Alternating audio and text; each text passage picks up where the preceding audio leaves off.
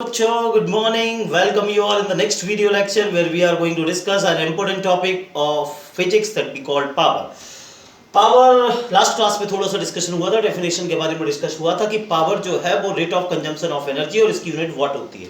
ये 9th standard में भी हम पढ़ के आए कि 60 वाट का मतलब सर 60 जूल ऑफ एनर्जी कोई डिवाइस कंज्यूम कर रही पर सेकंड में, ये 60 वाट का मतलब होता है, वाट होता है जूल पर सेकंड। कुछ बड़ी यूनिट के बारे में बात की थी, किलोवाट भी जो है वो बड़ी यूनिट हो जाती है, 1 किलोवाट जो है वो 1000 वाट हो जाता है और 1 हॉर्स पावर 746 हो जाता है। तो इन बारे में हम नहीं पढ़ेंगे क्योंकि ये ऑलरेडी हम 9th स्टैंडर्ड में डिस्कस करके आए हैं। क्या पढ़ना है हमको उस पर डिस्कस करने के लिए चलते हैं। चलिए, कल हमने बात की थी कि heat produced in a heating device according to the Joule's law is given as I square RT। Joule's law के according heat production I square RT के बराबर होता है, ये हमने सीख लिया था। तो पावर जो है वो हीट अपॉन टाइम होता है, तो पावर हीट अपॉन टाइम अगर मैं रख दूं I square RT upon T कर दूं तो पावर इक्वल्स टू कितना हो जाएगा, I स्क्वायर R हो जाएगा। भाई कितना हो जाएगा, I स्क्वायर R। अब जब ये I स्क्वायर R हो गया तो पहला फॉर्मूला तो पावर का हमारा तैयार हो गया, I square R। V equals to कितना होता है, IR, तो I इक्वल्स टू हो जाएगा आपका V अपॉन R। इसको यहाँ पे रखिए, I equals to V upon R रखिए यहाँ पे, तो ये हो जाएगा V square upon R square into R। R से R कैंसिल, तो एक और फॉर्मूला तैयार हो गया, V स्क्वायर अपॉन R। ठीक है, और तीसरी केस में I स्क्वायर R में मैं R की जगह लिख दूं V अपॉन I। ठीक है, इसमें तो ये हो जाएगा I square into V upon I, तो ये हो गया P इक्वल्स टू VI। कुल मिला के एक फॉर्मूला हमने बनाया I स्क्वायर RT हीट का, और हीट से फिर हमने पावर का फॉर्मूला बनाया I स्क्वायर R। दूसरा बनाया हमने V स्क्वायर अपॉन R और इसको बनाया P इक्वल्स टू VI। इसको नाम मैं दे रहा हूं ब्रह्मास्त्र, इसको आपको याद रखना है, ये ब्रह्मास्त्र के नाम से रहेगा और ये आपका सबसे ज्यादा इस्तेमाल होने वाला फॉर्मूला है। V स्क्वायर अपॉन R क्यों होगा, क्यों इसका नाम ये दिया, ये थोड़ी देर में क्लियर हो जाएगा। चलिए, P equals to VI, so you just note down these three formula I square R, V square upon R and VI। 10 video को पॉज करें, 10 मिनट का टाइम लें, उन तीनों फॉर्मूला को याद करें अभी के अभी।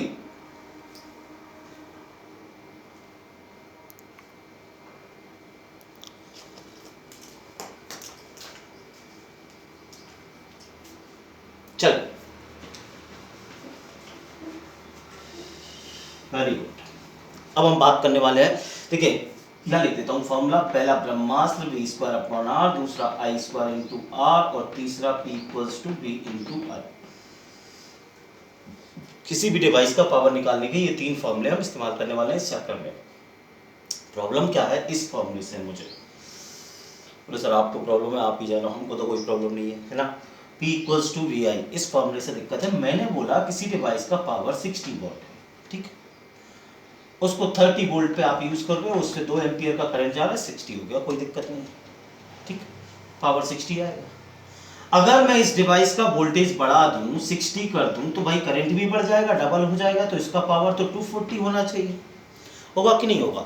ये बिल्कुल है, वो 240 ही होगा। इसलिए दिक्कत क्या हुई कि ये बोला गया कि किसी भी डिवाइस का पावर जो है वो कांस्टेंट नहीं है, हर डिवाइस का पावर जो है वो फ्लक्चुएट होगा। जैसे कि आप देखें, आपका फैन अगर लाइट डिम हो, स्लो हो, तो वो कम कम घूमता है, आरपीएम कम हो जाता है, और जैसे ही पावर बढ़ता है आरपीएम बढ़ जाता है, और मैक्सिमम पावर से ज्यादा हो जाता है तो आरपीएम और ज्यादा बढ़ जाता है। तो पावर किसी भी डिवाइस का फिक्स नहीं है, उसको फिक्स बनाया गया है क्योंकि वोल्टेज और करंट पर डिपेंड होता है। इसलिए किसी भी डिवाइस का पावर अगर आपको फिक्स करना है तो उस डिवाइस को ऑपरेट करने वाले वोल्टेज को आपको कांस्टेंट करना पड़ेगा। फॉर एग्जांपल, मैंने बोला कोई बल्ब 100 वॉट 220 वोल्ट है, ये होता है पावर रेटिंग। इसको आपको ऐसे रीड करना है, किसी डिवाइस का पावर 100 वॉट तब है जब उस पे अप्लाइड वोल्टेज 220 है, मतलब 220 वोल्ट पे जब आप उस डिवाइस को ऑपरेट कर रहे हो तो इसका पावर भैया 100 वॉट है।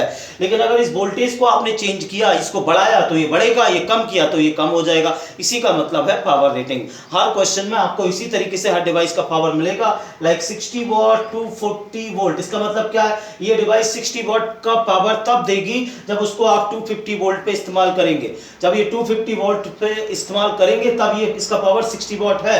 अगर ये वोल्टेज कम हुआ तो ये पावर और कम हो जाएगा, ये वोल्टेज बढ़ा तो ये पावर और ज्यादा हो जाएगा। चलिए, ये मेन है पावर रेटिंग में हमको समझना। चलिए एक क्वेश्चन लिख लेते हैं और क्वेश्चन करने की कोशिश करते हैं। पहला है क्वेश्चन 1, एक सर्किट में 2 बल्ब लगे हुए हैं, एक 60 वॉट है, एक 40 वॉट है, दोनों की रेटिंग 220 वोल्ट है, ये भी 220 वोल्ट रेटिंग का बल्ब है। इक्विवेलेंट पावर निकालना है, इक्विवेलेंट पावर क्या होगा, ठीक। दोनों का मिलके पावर कितना हो जाएगा, आप मुझे बताइए, पावर बढ़ेगा कि कम होगा, पावर बढ़ेगा कि कम होगा, कोई बता सकता? थोड़ा सा दिमाग लगा लीजिए, बता दो। पावर कम होगा। पावर कम क्यों होगा? देखो भैया, आपने नीचे 220 वोल्ट दे रखा है और इसमें भी 220 वोल्ट के लिए, ये डिवाइस बनी कितने के लिए? 220 के लिए, और आपने लगा के भी कितना रखा है? 220। लेकिन दिक्कत क्या है, हम पढ़ के आए कि सीरीज कॉम्बिनेशन जो होता है, सीरीज कॉम्बिनेशन में नीचे दिया गया वोल्टेज हर एक डिवाइस के अक्रॉस डिवाइड हो जाता है। मतलब एक बात तो होता है, इनमें से किसी को भी 220 नहीं मिल रहा है, या यूं कहें इन दोनों को मिला के 220 मिल रहा है। जब इन दोनों को 220 मिल रहा है तो ये डिवाइस तो 60 वॉट, इसका जो पावर था वो तो 220 पे काम करने पे था, लेकिन इसको चूंकि 220 नहीं मिल रहा है तो क्या कहानी होगी, अब इसका पावर 60 वॉट नहीं होगा तो कितना होगा, कोई तो निकालना है। चलिए चलिए, तो एक बात तो है कि इसका पावर फ्लक्चुएट हो जाएगा, लेकिन एक चीज है जो फ्लक्चुएट नहीं होगी, आप जानते हैं क्या? रेसिस्टेंस। इस बल्ब का रेसिस्टेंस जो है वो चेंज होने वाला नहीं है, तो हम इसमें ब्रह्मास्त्र लगा दें, P = V²R। यही फॉर्मूला क्यों लगाया सर? क्योंकि किसी भी डिवाइस की रेटिंग V और P में दी गई होगी, ठीक है, V और P, ये P ये P ये V ये P ये V, किसी भी डिवाइस को P और V में दिया रहेगा। तीसरी चीज आप ऑटोमेटिक निकाल लेंगे R से। चलिए, तो मैं रख रहा हूं यहाँ पे 60 220 इंटू 220 डिवाइडेड बाय R पहुंचा है इधर, और ये हो गया 60, ठीक है। एक और चीज याद रखेंगे, कभी भी लास्ट स्टेप के पहले तक डेसिमल की वैल्यू नहीं लाएंगे। 11 22 2420/3 ओम, ये इसका रेजिस्टेंस आ गया 24230, इसका आ गया P = V²R। इसमें भी लगाइए, जितनी बार लिख रहा हूँ उतनी बार ही मैं फॉर्मूला लगा रहा हूँ, ये चीज मुझसे सीखनी है आपको।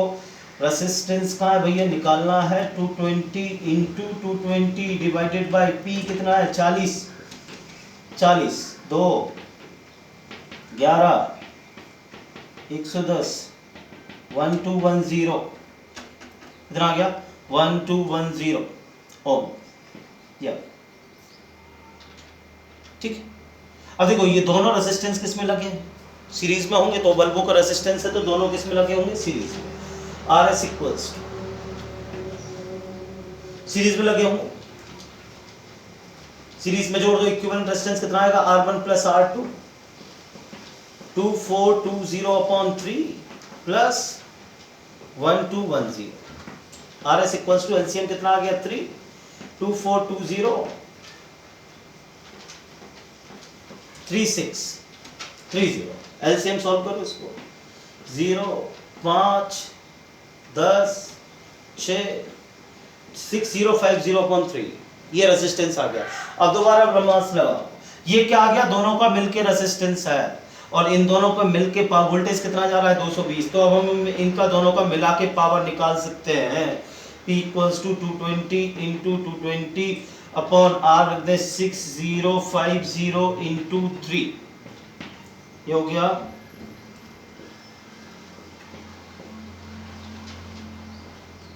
44 4 11 2 24 वाट। देख रहे हैं आप क्या कहानी हुई, एक बल्ब 60 वाट का, दूसरा बल्ब 40 वाट का, दोनों को मिला के सीरीज में लगा दिया, दोनों का मिलके पावर कितना आ रहा है, 24 वाट। मतलब पावर क्या हो जाएगा, कम। अगर दो डिवाइसेस को आप सीरीज में लगा देंगे तो दोनों का मिलके पावर क्या हो जाएगा, कम हो जाएगा। चलो एक और क्वेश्चन कर लेते हैं, उसके बाद आप खुद प्रैक्टिस करेंगे। एक पैरेलल का केस और मैं समझा देता हूं, पैरेलल में क्या होगा।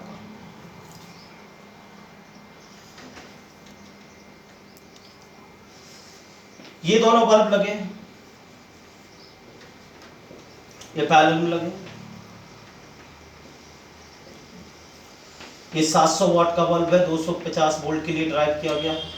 ये 1000 वाट का बल्ब है, ये भी 250 वोल्ट के लिए ड्राइव किया गया, और नीचे से आप 250 दे रहे हैं।